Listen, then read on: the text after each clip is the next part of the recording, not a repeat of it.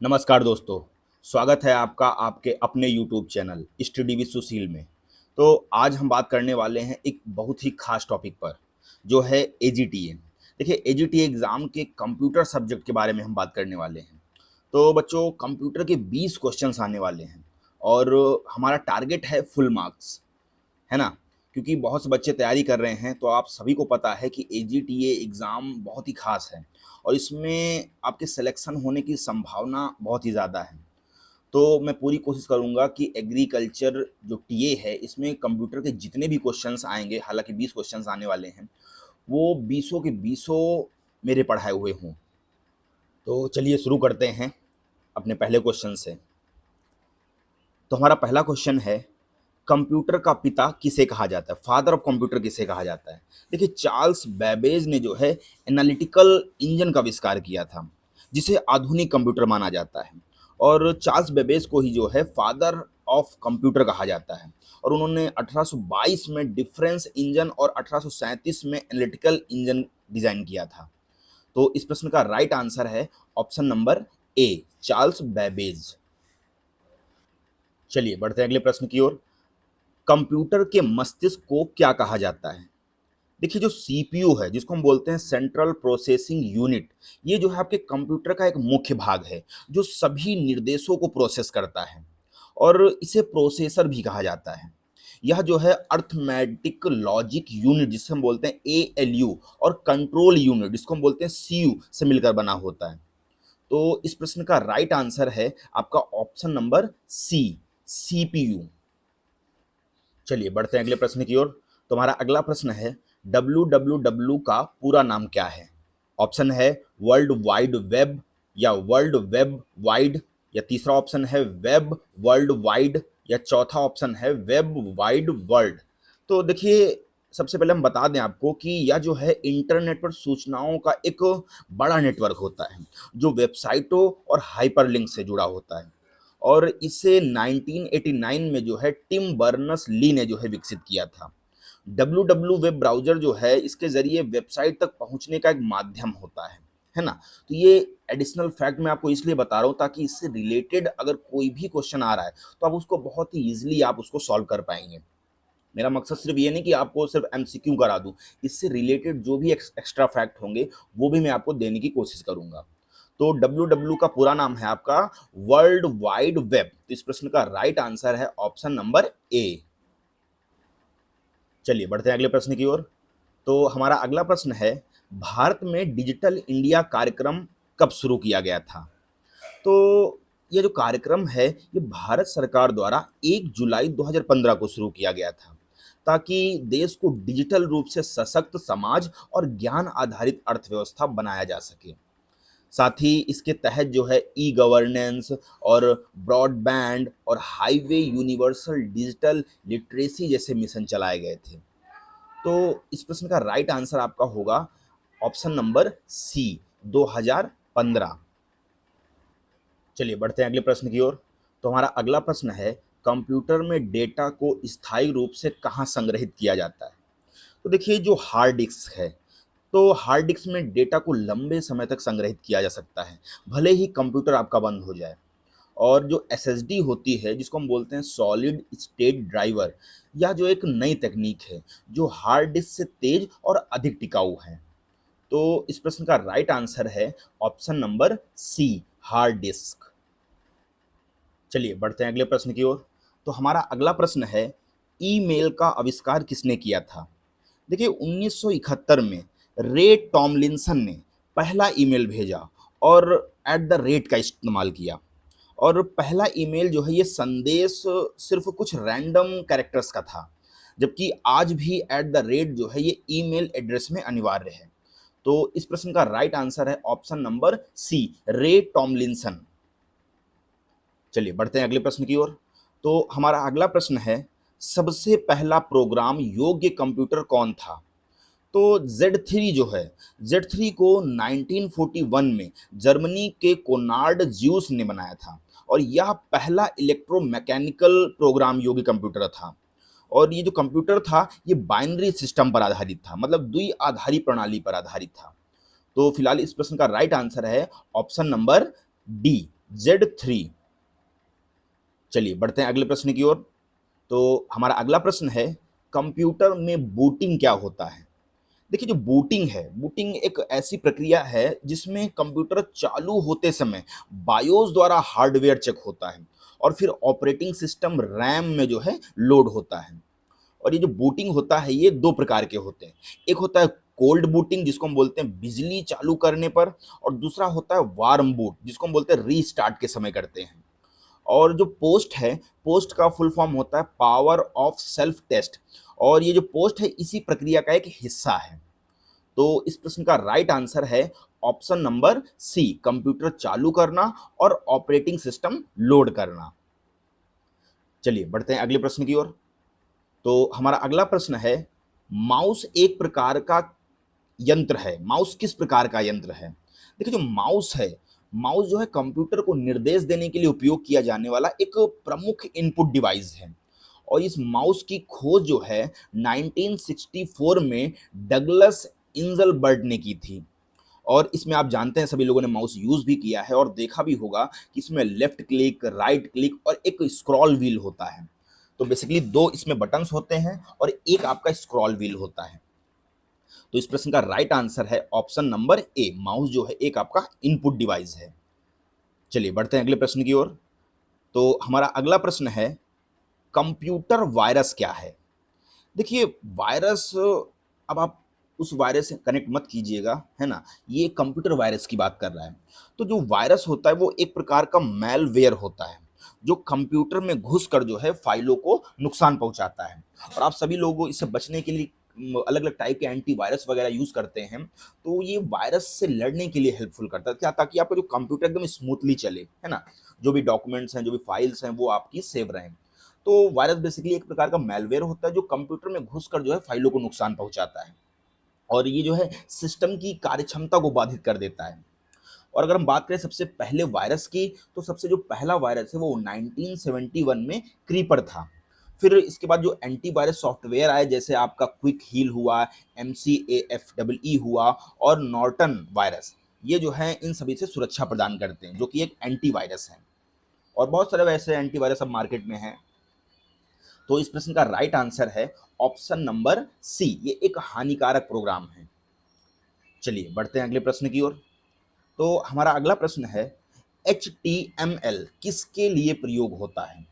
तो HTML इसका full form होता है हाइपर टेक्स्ट मार्कअप लैंग्वेज, और इसका प्रयोग जो है ये वेब पेज और वेबसाइट डिजाइन करने के लिए किया जाता है। और HTML का जो आविष्कार है ये 1991 में टिम बर्नस ली ने किया था। और HTML5 जो है ये इसका नवीनतम संस्करण है। तो फिलहाल इस प्रश्न का राइट आंसर आपका है option number B, web page design करने के लिए। चलिए बढ़ते हैं अगले प्रश्न की ओर। तो हमारा अगला प्रश्न है, कंप्यूटर का फुल फॉर्म क्या है? तो ये बहुत ही छोटे क्लास में आप लोगों ने पढ़ा होगा, और नहीं पढ़ा है तो आप जरूर आज आपको पता हो जाएगा कि कंप्यूटर का फुल फॉर्म क्या होता है। देखिए, कंप्यूटर, सबसे पहले मैं बता दूं आपको कि ये जो कंप्यूटर है जिसको हम बोलते हैं common operating machine, particularly used for technical education and research. और हालांकि ये एक बैकग्राउंड, सॉरी, ये जो कंप्यूटर की कोई आधिकारिक फुल फॉर्म नहीं है ना? लेकिन प्रतियोगी परीक्षाओं में अक्सर ये पूछा जाता है कि कंप्यूटर की फुल फॉर्म क्या होती है। और ये जो कंप्यूटर शब्द है ये लैटिन भाषा के कंप्यूटेर से आया है, जिसका अर्थ है गणना करना। तो इस प्रश्न का राइट आंसर है ऑप्शन नंबर ए। चलिए बढ़ते हैं अगले प्रश्न की ओर। तो हमारा अगला प्रश्न है, सीपीयू की गति किसमें मापी जाती है?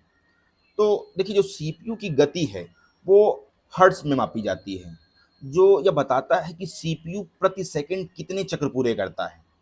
और एक जो है आपका गीगा हर्ट्ज बराबर होता है 1 अरब चक्र प्रति सेकंड। और आज के प्रोसेसर जो है समांतर 2GH से 5GH तक होते हैं। चलिए, तो फिलहाल इस प्रश्न का राइट आंसर है ऑप्शन नंबर बी, जो सीपीयू की गति है वो हर्ट्ज में मापी जाती है। चलिए बढ़ते हैं अगले प्रश्न की ओर। तो हमारा अगला प्रश्न है, इंटरनेट का जनक किसे कहा जाता है? फादर ऑफ इंटरनेट किसे कहा जाता है? तो विंटन सर्फ और बॉब कान को जो है इंटरनेट का जनक कहा जाता है, क्योंकि इन्होंने ही जो है टीसीपी और आईपी प्रोटोकॉल विकसित किया था। टीसीपी का मतलब होता है ट्रांसमिशन कंट्रोल प्रोटोकॉल, और आईपी का मतलब होता है इंटरनेट प्रोटोकॉल।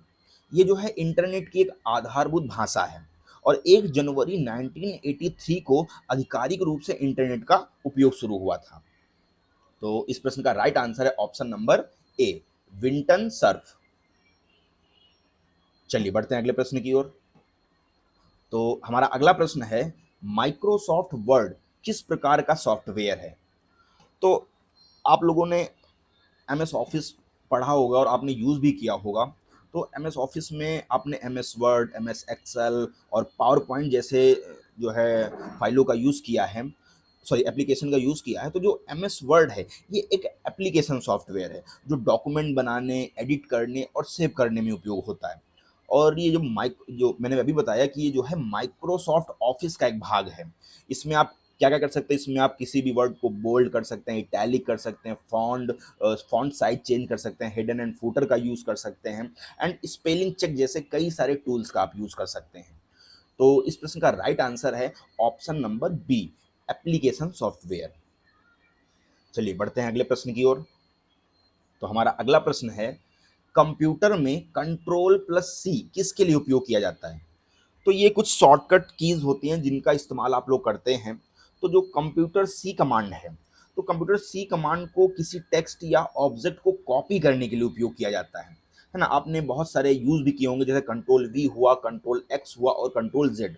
तो और इसके साथ मैं बता भी दूँ, जो कंट्रोल वी है उसको पेस्ट करने में हम लोग यूज़ करते हैं, कंट्रोल एक्स को हम कट करने के लिए यूज़ करते हैं, और कंट्रोल प्लस जेड को जो है हम अंडू करने के लिए करते हैं।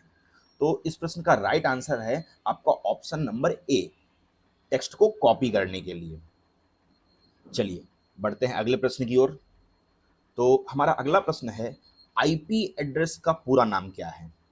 देखिए, आईपी एड्रेस जो है एक यूनिक एड्रेस होता है ना, जो हर डिवाइस को इंटरनेट पर पहचान प्रदान करता है। और IPv4 जो है 192.168, ये इसके कुछ नंबर्स होते हैं, ये 4 नंबर के सेट होते हैं। तो फिलहाल इस प्रश्न का राइट आंसर है ऑप्शन नंबर ए, इसको हम लोग बोलते हैं इंटरनेट प्रोटोकॉल एड्रेस। चलिए बढ़ते हैं अगले प्रश्न की ओर। तो हमारा अगला प्रश्न है, डेटा को अस्थायी रूप से संग्रहित करने के लिए कौन सी मेमोरी उपयोग होती है? देखिए, जो हमारी रैम है, जिसको हम बोलते हैं रैंडम एक्सेस मेमोरी, ये एक टेम्परेरी मेमोरी होती है, मतलब अस्थायी मेमोरी होती है, जिसमें कंप्यूटर जो है कार्य करते समय डेटा स्टोर करता है। और रैम जो है ये एक वोलेटाइल होती है, और बिजली जाने पर डेटा मिट जाता है, आप सभी को पता होगा अगर आपने अच्छे से यूज़ किया है। और रैम का जो माप होता है उसको हम गीगाबाइट में मापते हैं, है ना? जिसको आप लोग बोलते हो जीबी। तो इस प्रश्न का राइट आंसर है ऑप्शन नंबर ए, रैम। चलिए बढ़ते हैं अगले प्रश्न की ओर। तो हमारा अगला प्रश्न है, पेन ड्राइव किस प्रकार की मेमोरी है? देखिए, सभी लोगों ने यूज़ किया होगा, जो डॉक्यूमेंट को आप लोग शेयर करते हैं, किसी कोई भी फाइल आपको लेनी होती है तो आप पेन ड्राइव के माध्यम से लेते हैं। तो पेन ड्राइव जो है ये एक पोर्टेबल स्टोरेज डिवाइस है जो फ्लैश मेमोरी पर जो है आधारित होती है, और यूएसबी पोर्ट से कंप्यूटर से जुड़ती है ना? और इसे फ्लैश ड्राइव या यूएसबी ड्राइव भी कहा जाता है। और इसमें आप जानते हैं 4 जीबी से लेकर 1 टीबी तक की स्टोरेज उपलब्ध होती है। आप अलग-अलग पेन ड्राइव लेके आते हैं, कोई 32 जीबी की होती है, तो कोई जो आपकी 8 जीबी की होती है। तो ये बेसिकली 4 जीबी से लेकर 1 टीबी तक की स्टोरेज उपलब्ध करता है। तो इस प्रश्न का राइट आंसर है आपका ऑप्शन नंबर सी, ये पेन ड्राइव जो है एक प्रकार की सेकेंडरी मेमोरी है ना? चलिए बढ़ते हैं अगले प्रश्न की ओर। तो हमारा अगला प्रश्न है, कंट्रोल प्लस पी शॉर्टकट का प्रयोग किस लिए किया जाता है? देख, कंट्रोल प्लस पी, अगर आप कोई भी कंप्यूटर पे डॉक्यूमेंट बना रहे हैं और उसको प्रिंट करना है आपको, तो कंट्रोल प्लस पी शॉर्टकट का उपयोग जो है आप डॉक्यूमेंट को प्रिंट करने के लिए प्रयोग करते हैं, है ना? इसके अलावा भी मैं आपको और भी शॉर्टकट्स बता दूं, जैसे कंट्रोल प्लस एस होता है, ये किसी फाइल को सेव करने के लिए उपयोग किया जाता है। प्लस कंट्रोल प्लस ओ जो है वो फाइल को ओपन करने में होता है, और कंट्रोल प्लस एन जो है ये नए डॉक्यूमेंट को ओपन करने के लिए किया जाता है। अगर आप कोई भी नया डॉक्यूमेंट बनाना चाह रहे हैं तो उससे आप कंट्रोल प्लस एन का यूज़ करके नए डॉक्यूमेंट पर पहुंच सकते हैं। तो इस प्रश्न का राइट आंसर है ऑप्शन नंबर ए, प्रिंट करने के लिए। चलिए बढ़ते हैं अगले प्रश्न की ओर। तो हमारा अगला प्रश्न है, कंप्यूटर वायरस को हटाने के लिए किस सॉफ्टवेयर का उपयोग किया जाता है? देखिए, वायरस को हटाने के लिए मैंने अभी इससे पहले भी बताया आपको कि आप अलग-अलग एंटीवायरस का यूज़ करते हैं। तो जो एंटीवायरस है, ये एक प्रोग्राम होता है जो कंप्यूटर में मौजूद वायरस को खोजता है और उसको हटाता है। कुछ जो फेमस एंटीवायरस हैं, जैसे मैंने अभी आपको बताया था, क्विक हील हुआ, नॉर्टन हुआ, एवास्ट हुआ और मैकफ्री हुआ। तो ये आपके कुछ प्रसिद्ध एंटीवायरस हैं, है ना? और यह नियमित रूप से कंप्यूटर को स्कैन करता है और सुरक्षा प्रदान करता है। तो इस प्रश्न का राइट आंसर है ऑप्शन नंबर बी, एंटीवायरस। चलिए बढ़ते हैं अगले प्रश्न की ओर। तो हमारा अगला प्रश्न है, कंप्यूटर प्रोग्रामिंग की भाषा कौन सी है? देखिए, जो पाइथन है, पाइथन एक हाई लेवल प्रोग्रामिंग भाषा है जिसका उपयोग जो है वे वो जो है वेब डेवलपमेंट, डेटा साइंस और ऑटोमेशन आदि में किया जाता है। और पाइथन को जो है गाइडो वैन रसमन ने 1991 में बनाया था और यह सबसे सरल सिंटैक्स के कारण शुरुआती लोगों के लिए उपयुक्त है ना? तो इस प्रश्न का राइट आंसर है आपका ऑप्शन नंबर बी, पाइथन। चलिए बढ़ते हैं अगले प्रश्न की ओर। कीबोर्ड का आविष्कार किसने किया था? तो कीबोर्ड की बात करें तो क्रिस्टोफर लैथम सोल्स ने टाइपराइटर का आविष्कार किया, जो बाद में QWERTY कीबोर्ड लेआउट में परिवर्तित हुआ। और आधुनिक कंप्यूटर कीबोर्ड, जिसको हम बोलते हैं QWERTY लेआउट, पर आधारित है और इसमें 104 से अधिक कुंजियां हो सकती हैं। तो बेसिकली जो कीबोर्ड का आविष्कार है वो किया था सोल्स और ग्लिंडन ने। तो इस प्रश्न का राइट आंसर है ऑप्शन नंबर ए। चलिए बढ़ते हैं अगले प्रश्न की ओर। कंप्यूटर में काम करते समय फाइल सेव करने की शॉर्टकट कुंजी क्या है? देखिए, अभी मैंने बताया कि अगर कंप्यूटर पे कोई भी काम कर रहे हैं और आपने कोई भी फाइल बनाई, तो उसको सेव करने के लिए आप किस शॉर्टकट की का यूज़ करते हैं? तो जो कंट्रोल प्लस एस शॉर्टकट है, इसका प्रयोग जो है किसी भी डॉक्यूमेंट को सेव करने के लिए किया जाता है और हर सॉफ्टवेयर में यह समानतः काम करता है। और नियमित रूप से सेव करते रहना ये डाटा लॉस से बचाता है ना? ताकि आपका कोई भी डाटा गायब ना होने पाए, तो उसको आप सेव करते रहें। तो इस प्रश्न का राइट आंसर है ऑप्शन नंबर ए, कंट्रोल प्लस एस। चलिए बढ़ते हैं अगले प्रश्न की ओर। तो हमारा अगला प्रश्न है, इंटरनेट ब्राउज़र का उदाहरण कौन-सा है? देखिए, आप बहुत सारे इंटरनेट ब्राउज़र का यूज़ करते होंगे, जैसे आप गूगल क्रोम का यूज़ करते हैं और इसके अलावा भी बहुत सारे हैं, मोज़िला हुआ, फायरफॉक्स हुआ और माइक्रोसॉफ्ट एज हुआ, सफारी हुआ, ओपेरा हुआ, तो ऐसे बहुत सारे हमारे जो हैं आपके इंटरनेट ब्राउज़र हैं। तो बेसिकली ब्राउज़र वेब जो है ये पेज खोलने के लिए उपयोग होता है और गूगल क्रोम जो है ये सबसे बढ़िया और सबसे प्रसिद्ध वेब ब्राउज़र है। ज़्यादातर सभी लोग जो हैं गूगल क्रोम का यूज़ करते हैं। और अभी मैंने बताया इसके अलावा भी बहुत सारे ब्राउज़र हैं, जैसे आपका मोज़िला हुआ, फायरफॉक्स हुआ, माइक्रोसॉफ्ट एज हुआ, सफारी हुआ और ओपेरा हुआ। लेकिन क्रोम की बात करें तो क्रोम को गूगल ने ही विकसित किया है ना? ये भी आपको याद रखना है। तो फिलहाल इस प्रश्न का राइट आंसर है ऑप्शन नंबर ए, गूगल क्रोम। चलिए बढ़ते हैं अगले प्रश्न की ओर। कंप्यूटर का मुख्य कार्य क्या होता है? भाई साहब, कंप्यूटर तो ले लिया, लेकिन कंप्यूटर का अगर आपको काम ही नहीं पता है, तो फिर क्या मतलब, है ना? तो पता होना चाहिए कि कंप्यूटर का बेसिकली काम क्या होता है। देखिए, कंप्यूटर के मेनली तो वैसे 3 काम होते हैं। कंप्यूटर 3 मुख्य कार्य करता है। पहला आपका इनपुट, इनपुट का मतलब होता है किसी भी डाटा को लेना। दूसरा होता है उसको प्रोसेसिंग करना, मतलब उसको प्रोसेस करना। और थर्ड होता है आपका आउटपुट, उस पर प्रोसेस करने के बाद वो आपको परिणाम देता है। तो कंप्यूटर के मेनली 3 काम आपको याद रखने हैं, इनपुट, सेकंड प्रोसेसिंग और तीसरा आउटपुट। और इसके अतिरिक्त जो है कंप्यूटर में डेटा स्टोरेज और कंट्रोल यूनिट भी होता है। तो इस प्रश्न का राइट आंसर है ऑप्शन नंबर बी। चलिए बढ़ते हैं अगले प्रश्न की ओर। तो हमारा अगला प्रश्न है, एएलयू का पूरा नाम क्या है? देखिए, अभी मैंने इससे पहले भी आपको बताया कि जो एएलयू है, ये एक वह यूनिट होती है जो सभी गणनात्मक या अर्थमेटिक और लॉजिकल चीज़ों पे काम करती है ना? एएलयू जो है बेसिकली सीपीयू का एक मुख्य भाग होता है और यह जोड़, घटाव या किसी चीज़ के बीच में तुलना करना और जैसे कोई भी चीज़ हो तो ये जोड़-घटाव में ही काम किया जाता है। तो इसका फुल फॉर्म मैं बता दूँ आपका, होता है अरिथमेटिक लॉजिक यूनिट, है ना? तो इस प्रश्न का राइट आंसर है ऑप्शन नंबर ए। चलिए बढ़ते हैं अगले प्रश्न की ओर। तो हमारा अगला प्रश्न है, माइक्रोसॉफ्ट कंपनी की स्थापना कब हुई थी? देखिए, माइक्रोसॉफ्ट की जो स्थापना है ये आपने पढ़ा भी है और आपको आता भी है। मुझे पता है आपको ये क्वेश्चन का आंसर आपको पता है कि जो माइक्रोसॉफ्ट की स्थापना है ये बिल गेट्स और पॉल एलन द्वारा 1975 में की गई थी। और माइक्रोसॉफ्ट जो विंडोज़ है ये 1985 में लॉन्च हुआ था और इसमें माइक्रोसॉफ्ट वर्ड, एक्सेल और पावर पॉइंट जैसे जो हैं उत्पाद इसी कंपनी के हैं। तो फिलहाल इस प्रश्न का राइट आंसर है ऑप्शन नंबर बी 1975। चलिए बढ़ते हैं अगले प्रश्न की ओर। तो हमारा अगला प्रश्न है, स्पैम ईमेल का क्या अर्थ है?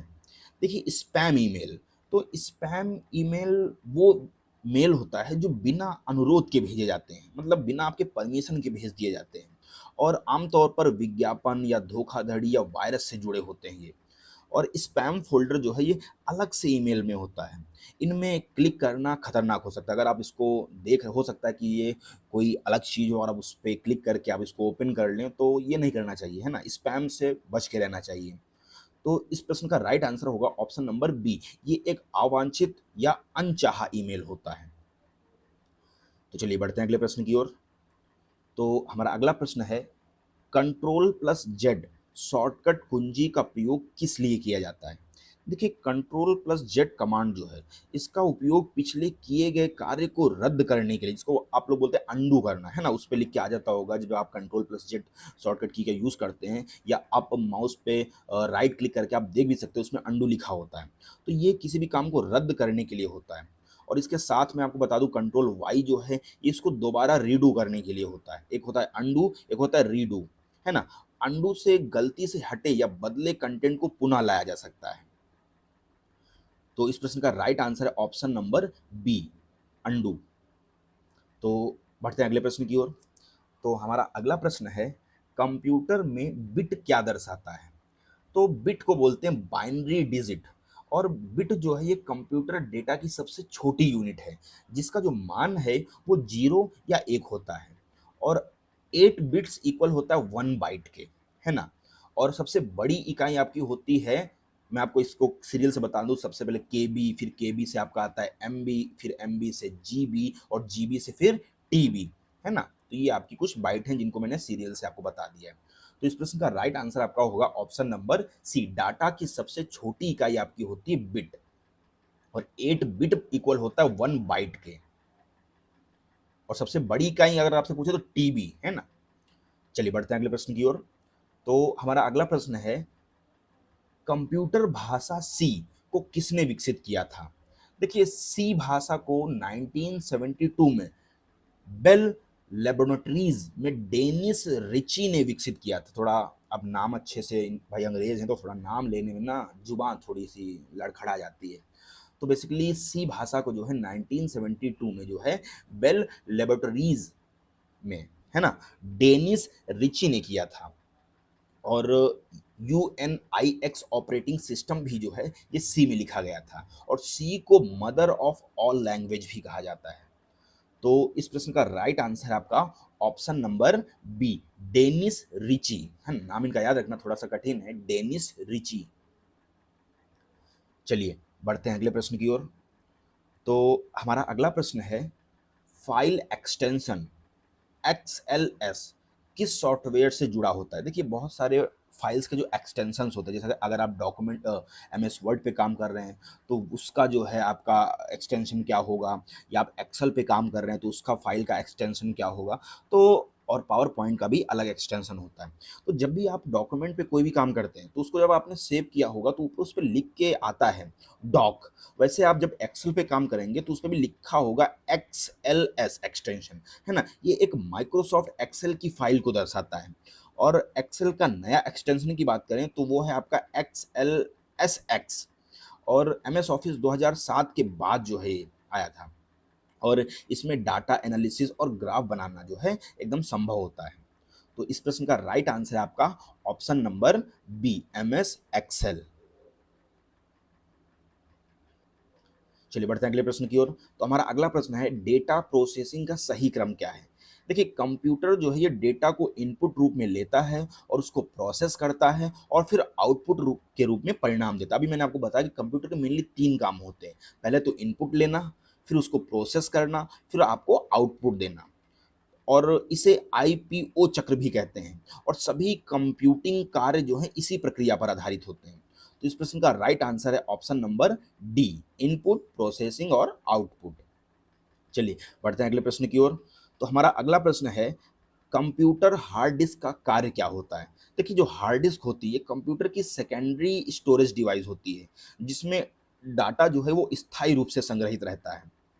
और इसके अतिरिक्त जो है एचडीडी और एसएसडी, ये 2 प्रकार की हार्ड डिस्क होती हैं। एसएसडी जो है ये तेज लेकिन महंगी होती है। तो इस प्रश्न का राइट आंसर है ऑप्शन नंबर बी, डाटा को स्टोर करना। चलिए बढ़ते हैं अगले प्रश्न की ओर। तो हमारा अगला प्रश्न है कंप्यूटर स्क्रीन पर जो दिखाई देता है उसे क्या कहते हैं। देखिए जो डेस्कटॉप है, तो डेस्कटॉप जो है वह प्रारंभिक स्क्रीन होती है जहां आइकन्स, टास्क बार और फोल्डर्स होते हैं। और विंडोज़ ऑपरेटिंग सिस्टम में यह मुख्य इंटरफ़ेस होता है, जिस पे आप चीज़ों को देखते हैं और इसमें यूज़र जो है शॉर्टकट्स रख सकता है। तो फिलहाल इस प्रश्न का राइट आंसर है ऑप्शन नंबर ए, डेस्कटॉप। चलिए बढ़ते हैं अगले प्रश्न की ओर। तो हमारा अगला प्रश्न है कंप्यूटर में कंट्रोल प्लस एफ किस लिए प्रयोग किया जाता है। देखिए जो कंट्रोल प्लस एफ शॉर्टकट है ये किसी भी डॉक्यूमेंट या वेब पेज में शब्द खोजने के लिए इस्तेमाल किया जाता है। अगर आप कोई भी वर्ड को सर्च करना चाह रहे हैं तो कंट्रोल प्लस एफ से उसको आप सर्च कर सकते हैं। और ये लगभग सभी सॉफ्टवेयर और ब्राउज़र में काम करता है। इसे फाइंड फंक्शन भी कहा जाता है ना। तो इस प्रश्न का राइट आंसर आपका ऑप्शन नंबर सी, सर्च करने के लिए। चलिए बढ़ते हैं अगले प्रश्न की ओर। ईमेल का पूरा नाम क्या है। देखिए ईमेल, ईमेल का मतलब है इलेक्ट्रॉनिक डाक, जो इंटरनेट के माध्यम से संदेश भेजने का एक तरीका है। और सबसे पहला ईमेल जो है वो 1971 में रे टॉमलिंसन ने भेजा था। और ईमेल जो है वो अलग अलग सर्विस देता है, जैसे आपने जीमेल सुना है, आपने याहो सुना है, याहो मेल या आउटलुक सुना है ना, तो ऐसे। तो इस प्रश्न का राइट आंसर है option number A, electronic mail. चलिए बढ़ते हैं अगले प्रश्न की ओर। कंप्यूटर नेटवर्किंग में लैन का अर्थ क्या होता है। देखिए लैन एक ऐसा नेटवर्क है जिसमें सीमित क्षेत्र जैसे स्कूल, ऑफिस या घर में कंप्यूटर जोड़े रहते हैं। और लैन में जो है एक उच्च स्पीड होती है और अर्थनेट केबल से इसका जुड़ाव होता है। तो फिलहाल जो लैन है इसका फुल फॉर्म होता है लोकल एरिया नेटवर्क। तो इस प्रश्न का राइट आंसर है ऑप्शन नंबर बी। चलिए बढ़ते हैं अगले प्रश्न की ओर। तो हमारा अगला प्रश्न है कंप्यूटर में डाटा की सुरक्षा के लिए कौन सी प्रक्रिया अपनाई जाती है। तो इनक्रिप्शन एक तकनीकी है जिसमें डेटा को कोड में बदला जाता है ताकि अनधिकृत उपयोगकर्ता उसे पढ़ ना सके। ज़्यादातर इसको हम अपनी सिक्योरिटी के रूप में यूज़ करते हैं। और डिक्रिप्शन से पुनः जो है इसे पुनः सामान्य रूप में बदला जा सकता है और यह साइबर सुरक्षा का एक महत्वपूर्ण भाग है। तो इस प्रश्न का राइट आंसर है आपका ऑप्शन नंबर बी, इनक्रिप्शन। चलिए बढ़ते हैं अगले प्रश्न की ओर। तो हमारा अगला प्रश्न है आईपी एड्रेस कितने बिट का होता है। तो जो IPv4 एड्रेस है ये 32 बिट का होता है जिसमें 4 अंशों में दशमलव द्वारा विभाजित किया जाता है। जैसे अगर हम एग्जांपल में बात करें तो 192.168.1.1। और IPv6 128 बिट का होता है और भविष्य के लिए तैयार किया गया है। तो इस प्रश्न का राइट आंसर आपका ऑप्शन नंबर ए, 32 बिट। चलिए बढ़ते हैं अगले प्रश्न की ओर। तो हमारा अगला प्रश्न है कंप्यूटर का मस्तिष्क किसे कहा जाता है। देखिए इससे पहले भी मैंने आपको बताया जो सीपीयू है जिसको बोलते हैं सेंट्रल प्रोसेसिंग यूनिट, ये कंप्यूटर का एक मुख्य भाग है जो सभी कार्यों को नियंत्रित और निष्पादित करता है। इसे माइक्रो प्रोसेसर भी कहा जाता है। और सीपीयू आपका जो है ये इक्वल होता है ALU plus CU plus register. तो इस प्रश्न का राइट आंसर आपका ऑप्शन नंबर सी। चलिए बढ़ते हैं अगले प्रश्न की ओर। तो हमारा अगला प्रश्न है कंप्यूटर बूटिंग प्रक्रिया में सबसे पहले क्या एक्टिव होता है। देखिए जो बायोस होता है जिसको हम बोलते हैं बेसिक इनपुट आउटपुट सिस्टम, तो ये जो है कंप्यूटर के स्टार्ट होते ही सबसे पहले सक्रिय हो जाता है और हार्डवेयर की जांच करता है। और बायोस जो है ये मदरबोर्ड पर रहता है। और पीओएसटी जिसको हम बोलते हैं पावर ऑन सेल्फ टेस्ट भी जो है बायोस द्वारा किया जाता है। तो इस प्रश्न का राइट आंसर है आपका ऑप्शन नंबर सी, बायोस। चलिए बढ़ते हैं अगले प्रश्न की ओर। तो हमारा अगला प्रश्न है, कंप्यूटर में टेबल और ग्राफ बनाने के लिए किस सॉफ्टवेयर का प्रयोग होता है? तो देखिए एमएस एक्सेल जो है एक स्प्रेडशीट प्रोग्राम है जिसमें डेटा को तालिका मतलब टेबल जिसको बोलते हैं हम लोग और ग्राफ के रूप में प्रस्तुत किया जाता है। इसमें आप फॉर्मूले, चार्ट्स और पीवर्ड टेबल्स आदि का उपयोग कर सकते हैं। और इसका जो एक्सटेंशन होता है, अभी मैंने बताया कि इसका एक्सटेंशन जो है XLS या जो नया एक्सटेंशन है XLSX होता है। तो इस प्रश्न का राइट आंसर है आपका option number C, MS Excel. चलिए बढ़ते हैं अगले प्रश्न की ओर। तो हमारा अगला प्रश्न है, कंप्यूटर में रिसाइकिल बिन का क्या कार्य होता है? तो रिसाइकिल बिन देखिए एक ऐसा स्थान होता है जहां से डिलीट की गई फाइलों को अस्थायी रूप से रखा जाता है जिससे उन्हें पुनः प्राप्त किया जा सके। और शिफ्ट प्लस डिलीट से फाइल जो है वो रिसाइकिल बिन में नहीं जाती, आप सभी को पता होगा ये। और इसे खाली करने से फाइलें जो हैं वो स्थायी रूप से हट जाती हैं। तो इस प्रश्न का राइट आंसर आपका ऑप्शन नंबर बी, डिलीट किए गए फाइलों को अस्थायी रूप से संग्रहित करना। चलिए बढ़ते हैं अगले प्रश्न की ओर। तो हमारा अगला प्रश्न है, कंप्यूटर में ऑपरेटिंग सिस्टम का उदाहरण क्या है? देखिए ऑपरेटिंग सिस्टम एक ऐसा सॉफ्टवेयर है जो कंप्यूटर और उपयोगकर्ता के बीच जो है इंटरफेस का काम करता है। और यह हार्डवेयर और सॉफ्टवेयर के बीच जो है समन्वय भी स्थापित करता है। तो इस प्रश्न का राइट आंसर है आपका ऑप्शन नंबर बी, विंडोज 10। चलिए बढ़ते हैं अगले प्रश्न की ओर। ये हमारा आज का लास्ट क्वेश्चन होगा, कंप्यूटर में वायरस को फैलाने वाले प्रोग्राम को क्या कहते हैं? देखिए जो मालवेयर है ना, मालवेयर ऐसे हानिकारक प्रोग्राम होते हैं जो कंप्यूटर को नुकसान पहुंचाते हैं। तो इस प्रश्न का राइट आंसर है ऑप्शन नंबर सी। और ये जो मालवेयर होता है इसके अगर हम प्रकारों की बात करें, जैसे वायरस हुआ, वर्म हुआ, ट्रोजन हुआ और स्पाईवेयर। और इससे बचने के लिए आप एंटीवायरस या फेयरवॉल का प्रयोग करते हैं। तो फिलहाल इस प्रश्न का राइट आंसर है आपका ऑप्शन नंबर सी। तो आज की वीडियो हम यहीं तक रखेंगे और ऐसे में कंप्यूटर की क्लास आपके लिए लाता रहूँगा ताकि आप एजीटीए एग्जाम में जो कंप्यूटर के आने वाले 20 क्वेश्चंस हैं आपके 20 क्वेश्चंस एकदम करेक्ट हों। और ये बहुत ही अच्छा मौका है एग्रीकल्चर के स्टूडेंट के लिए कि जॉब में सिलेक्शन लेना बहुत ही आसान है इसमें, क्योंकि इसमें बेसिकली एग्रीकल्चर स्टूडेंट ही जो हैं, क्योंकि इसमें एग्रीकल्चर के स्टूडेंट ही जो है अप्लाई कर सकते हैं। तो ये बहुत ही अच्छा मौका है, सुनहरा मौका है एजीटी एग्ज़ाम। तो इसको आप मैं चाहता हूँ कि आप लोग अच्छे से पढ़ें। एग्रीकल्चर से रिलेटेड भी मैं आपको बहुत सारी वीडियोस दूंगा, लेकिन उससे पहले हमारा टारगेट रहेगा कि कंप्यूटर पे हम जितनी भी क्वेश्चंस बन सकते हैं उन सारे क्वेश्चंस को अच्छे से पढ़ें, क्योंकि ये 20 क्वेश्चंस शायद डिसाइड कर सकते हैं कि मेरा सिलेक्शन होने वाला है या नहीं। तो आई होप कि आपको ये वीडियो पसंद आई होगी। अगर आपको ये वीडियो पसंद आई है तो इस वीडियो को लाइक करें और सभी स्टूडेंट को ये भेजें ताकि जो और भी बच्चे हैं इसको देख सकें। तो थैंक यू सो मच।